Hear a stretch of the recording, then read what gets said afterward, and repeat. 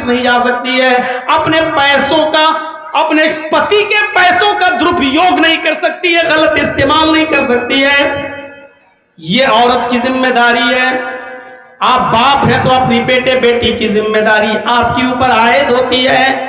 आप शौहर है तो बीवी के जिम्मेदार है। हर आदमी जिम्मेदार है। कुल्लुकुम राइन व कुल्लुकुम मसऊलुन अन रायती। क़यामत के दिन उससे सवाल होगा। हजरत उमर फारूक का एहसास देखिए आप कि उन्होंने उस ऊंट तक को गायब नहीं होने दिया, खुद पकड़ के लाए। आज हमें छोटी सी कुर्सी मिल जाए तो हम अपने नौकरों से चलो ये काम करो, चलो तुम ये काम करो, अभी तक किया नहीं है। हजरत उमर चाहते तो उस ऊंट को बैतुल माल के काम करने वालों को कह सकते थे पकड़ के लाओ। कैसे चला गया, जाओ, मैं तो अमीरुल मोमिनीन हूं, प्रेसिडेंट हूं, मैं क्यों जाऊं, तुम जाओ पकड़ के लाओ। लेकिन हजरत उमर ने उनसे नहीं कहा, खुद गए, पकड़ के लाए। यह एहसास होना चाहिए हर इंसान को अपनी जिम्मेदारी का। हम अपनी जिम्मेदारी को अच्छी तरीके से नहीं निभा रहे हैं। कुरान करीम सबसे पहले जिम्मेदारी का एहसास दिला रहा है। या अय्युहल्लज़ीना आमनू क़ू अनफुसकुम व अहलीकुम नारा। ऐ मुसलमानों, ऐ ईमानों वालों, अपने अंदर जिम्मेदारी का एहसास पैदा करो। अपने आप को भी जहन्नम की आग से बचाओ और अपने बीवी बच्चों को भी जहन्नम की आग से बचाओ। पहले अपने आप को, कभी आपने हवाई जहाज का सफर किया होगा, एरोप्लेन में आप उड़े होंगे तो आपने देखा होगा एयर होस्टेस फ्लाइट की उड़ान से पहले अनाउंसमेंट करती है, आपातकालीन स्थिति में अगर हवा का दबाव कम हो जाए तो ऑक्सीजन मास्क अपने आप आपकी कुर्सी की पेटी के पास आ जाएंगे। आप पहले खुद नाक पर लगाएं, उसके बाद अपने बच्चों या दूसरे पैसेंजर का लगाएं। पहले अपना ख्याल करें और जब अपने ऊपर मास्क लगा लें तब अपने बच्चों का लगाएं। ये आज हवाई जहाज में ये एयर होस्टेस बोलती है, अनाउंसमेंट करती है। जिन लोगों ने सफर किया होगा उनको अच्छी तरीके से मालूम होगा। कुरान करीम भी हमें इसी बात की तरफ इशारा कर रहा है, पहले अपने आप को जहन्नम से बचाओ, और जब तुम अपने आप को जहन्नम से बचाओगे तो फिर तुम्हें फिक्र होनी चाहिए अपने बीवी और बच्चों को भी जहन्नम की आग से बचाने की। इस एहसास को हम और आप समझें। अभी हम सिर्फ इसी पे आए हैं कि जिम्मेदारी का एहसास पहले हमारे अंदर हो। आपके ऊपर सिर्फ एक ही जिम्मेदारी नहीं है। पहले आप ये तय करें कि आप मर्द हैं या औरत। मर्द की जिम्मेदारी अलग है, औरत की जिम्मेदारी अलग है। अब आप मर्द हैं तो ये तय करें कि आप शादीशुदा हैं या गैर शादीशुदा। शादीशुदा हैं तो उसकी जिम्मेदारी कुछ और बनती है, गैर शादीशुदा हैं तो उसकी जिम्मेदारी कुछ और बनती है।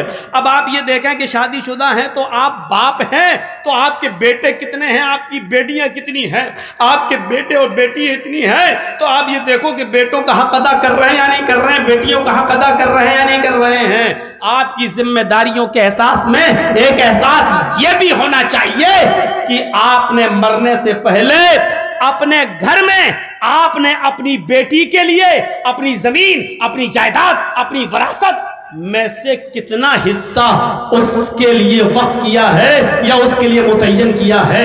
ऐसा तो नहीं है कि आपने लाख, 2 लाख, 5 लाख रुपए उसकी शादी में खर्च करके आजाद छोड़ दिया है और आपके मरने के बाद आपके बेटे अपनी बहन को आपकी विरासत में से कोई हिस्सा नहीं दे रहे हैं। अगर आप इस दुनिया से मर के चले गए और आपने अपनी बेटी के लिए कोई वसीयत नहीं की है और आपके मरने के बाद आपकी सारी जमीन आपके बेटों ने, आपके मकान आपके बेटों ने ले लिए, तो आपका हज बेकार, आपके रोजे बेकार, आपकी कुर्बानियां बेकार, क्योंकि आपने हक मारा है अपनी बेटी का, आपने वसीयत नहीं की थी। इसलिए कयामत के दिन आपका हज काम नहीं आएगा, आपकी नमाजें काम नहीं आएंगी, आपके रोजे काम नहीं आएंगे, आपकी तहज्जुदें काम नहीं आएंगी, अगर आपने सब कुछ बेटों के लिए किया है और बेटियों के लिए कुछ नहीं किया। तो जिम्मेदारी का एहसास हमें और आपको यहाँ होना चाहिए। साहब मेरी बेटी बहुत सीधी है, हमने उसकी शादी कर दी, वो अपने भाई से कुछ लेगी नहीं। भाई से तो छोड़ो, आपकी वरासत में से बेटी का भी हक है, और आप अपने बेटे को जो देंगे तो वो उसका भाई है, वो बाप की वरासत से में से भी हकदार है और अपने भाई की वरासत से वैसे भी हकदार है। और कल अगर उसके बेटे होंगे तो वो अपने बेटों की प्रॉपर्टी और जमीन और जायदाद में से भी हकदार होगी, और अपने शौहर अपने पति की वरासत से में भी उसको हक मिलेगा।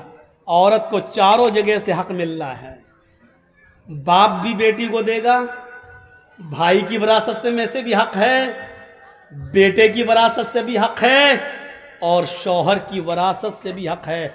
अल्लाह की कसम, जितना इज्जत एक औरत को इस्लाम ने दी है दुनिया के किसी मजहब के अंदर नहीं मिलेगी।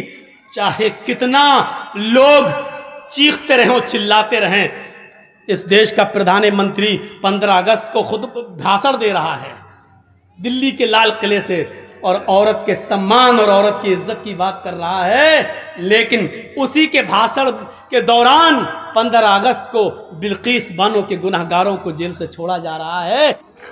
पहले ज़माने में ग़ुलाम ख़रीदे जाते थे और बेचे जाते थे। पहले होता था, लोग गरीब हैं, अपना लड़का बेच दिया, या मैदान जंग में बहुत से लोग पकड़ लिए गए, हमने उनको ग़ुलाम बना लिया।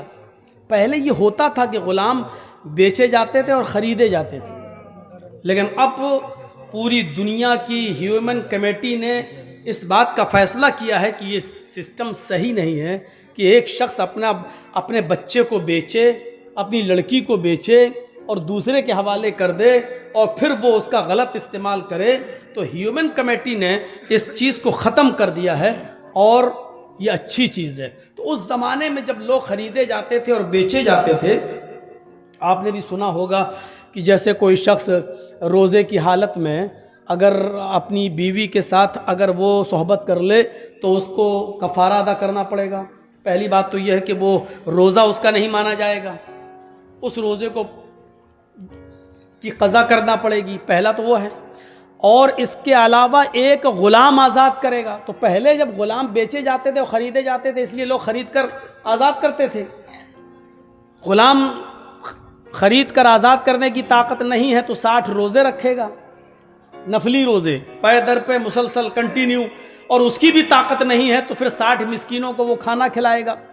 तो पहले ग़ुलाम बेचे जाते थे और ख़रीदे जाते थे। तो हज़रत अबू बकर सिद्दीक़ का भी एक ग़ुलाम था, उनको मिला था, बैतुल माल से उनको दिया गया था कि तुम इनकी खिदमत करो। भाई गल्ले और अनाज को ये गरीबों में या मिस्कीनों में पहुंचाएंगे तो भी अमीरुल मोमिनीन पहुंचाएं, ये अच्छा नहीं लगता है।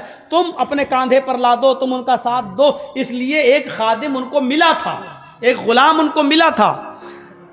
जब वो खादिम हमें मिला तो अगर वो कोई मेहनत करता है, मजदूरी करता है, तो उसकी कमाई मालिक खा सकता है। इस मसले को याद रखिएगा। मसलन हमने किसी को ग़ुलाम को ख़रीदा, चूँकि वो मैंने ख़रीदा, कीमत लगाकर मैंने ख़रीदा है, अब हम उसको मजदूरी के लिए भेजते हैं कि जाओ फला काम करके आओ, तो वो जो मेहनत करेगा वो मजदूरी हम ले सकते हैं और उसके एवज़ हम उसको दोनों तीनों टाइम खाना खिलाएंगे पिलाएंगे, लेकिन उसकी मजदूरी हमारे लिए जायज़ होगी। तो हज़रत अबू बकर सिद्दीक़ ने अपने ग़ुलाम को मजदूरी करने के लिए भेजा था कि जाओ कुछ करके लाओ, कमा के लाओ। वो मजदूरी करने गया, लेकिन उसके हाथ एक ये कह लो कि उसके हाथ में एक इनाम लग गया। किसी ने उसको खजूर दे दिए, खजूर गिफ्ट में, लो लो लो लो। और वो खजूर भी कैसे थे, उसने कभी किसी मियाँ बीवी को जाते हुए देखा होगा, अपने दोस्त को अपनी बीवी के साथ, तो होता 5-6 महीने का हमल है, पेट में बच्चा है। तो इस आदमी ने, अबू बकर सिद्दीक़ के ग़ुलाम ने, उसकी बीवी के पेट को देखकर कहा था अपने दोस्त से, अरे वाह बीवी उम्मीद से है। कहाँ, ठीक है भाभी को लड़का होगा। यानी धूल में लाठी मारी। इसको कोई तजर्बा थोड़ी था, लेकिन इसने एक धूल में लाठी मारी कि जाओ भाभी को लड़का होगा। तो 3-4 महीने के बाद उसको लड़का ही हुआ। तो वो खजूर लेकर आ रहा था इसको देने के लिए, और रास्ते में ये मिल गया। तो कहा लो लो लो, तुम तो बहुत पहुंचे हुए बाबा हो यार। कहा क्या हुआ? कहा तुमने यार 2-3 महीना पहले हमारी बीवी को देखकर कहा था तो जाओ भाभी को बेटा होगा, आज बेटा ही हुआ है। तो मैं मान गया हूं, तुम तो बहुत एक्सपीरियंस है, तुम्हें तो तजर्बा पेट देख के बता देते हो लड़का के लिए। कहा हाँ, हमें तो ऊपर वाले ने दिया है, ये तजर्बा है, एक्सपीरियंस है। कहा ये लो खजूर। तो ये खजूर तो हराम के थे भाई। आप माँ के पेट में क्या है इसको तो सिर्फ अल्लाह के अलावा कोई नहीं जानता। लोग कहते हैं कि आजकल अल्ट्रासाउंड मशीन बता देती है। मौलाना कुरान की आयत तो गलत हो रही है। गलत नहीं हो रही है। अल्लाह ताला ने चैलेंज इंसान को किया है, मशीन को नहीं। वयअलमु मा फिल अरहम, माँ के पेट में क्या है, औरत के पेट में क्या है, इसको अल्लाह के अलावा कोई नहीं जानता। ये चैलेंज अल्लाह ताला ने इंसान को किया है, मशीन को नहीं। अब इंसान ने अपनी अकल से उस मशीन को बना लिया, लेकिन डॉक्टर को फिर भी नहीं मालूम कि लड़का या लड़की, जब तक उस मशीन पर एक्सरा करके उसका पेट का फोटो न खींच लिया जाए, तब तक उस डॉक्टर को भी नहीं मालूम कि लड़का है कि लड़की है पेट के अंदर। इसीलिए हॉस्पिटल्स में लिखा होता है भ्रूण जांच कानूनी अपराध है। गर्भवती महिला की भ्रूण जांच, गर्भ की जांच कानूनन अपराध है। यहां भ्रूण जांच नहीं होती है, हो सब रहा है, लेकिन लिखा यही जा रहा है गवर्नमेंट को दिखाने के लिए कानूनी तौर पर। तो उसने इसको इनाम दिया। अब ये वो इनाम लेकर आया तो अबू बकर सिद्दीक को भूख लगी हुई थी बहुत ज्यादा। उन्होंने कहा क्या लेके आए हो मजदूरी में? कहा खजूर। का इधर ला जल्दी लाओ। और उठाया और एक खजूर खा लिया। देखिए था क्या? हराम का, लेकिन रोजाना मेहनत मजदूरी करके लाता था, इसलिए जानते थे कि मेहनत करके लाता है। और देखिए इत्तेफाक से रोज पूछते थे आज क्या किया, वो बताता था, खा लेते थे। लेकिन उसी दिन नहीं पूछा, खजूर देखा, इधर ला बहुत तेज भूख लगी हुई है, उठाया और एक खा लिया। इत्तेफाक देखिए उसी दिन भूल गए पूछना। रोज मेहनत करके लाता तो आज भी लाया होगा। उठाया और एक खजूर खा लिया। गुलाम देख रहा कि अरे आका मालिक क्या हुआ, आज नहीं पूछा कि खजूर कहां से लाए हो? कहा नहीं, रोज मेहनत करके लाते थे, आज भी लाए होगे। कहा नहीं, आज ही मेहनत तो नहीं किया। फिर बताया क्यों नहीं? कहा आप रोज पूछते थे, आज पूछा क्यों नहीं? कहा मैंने तो इसलिए नहीं पूछा कि रोज मेहनत करते थे तो आज भी की होगी।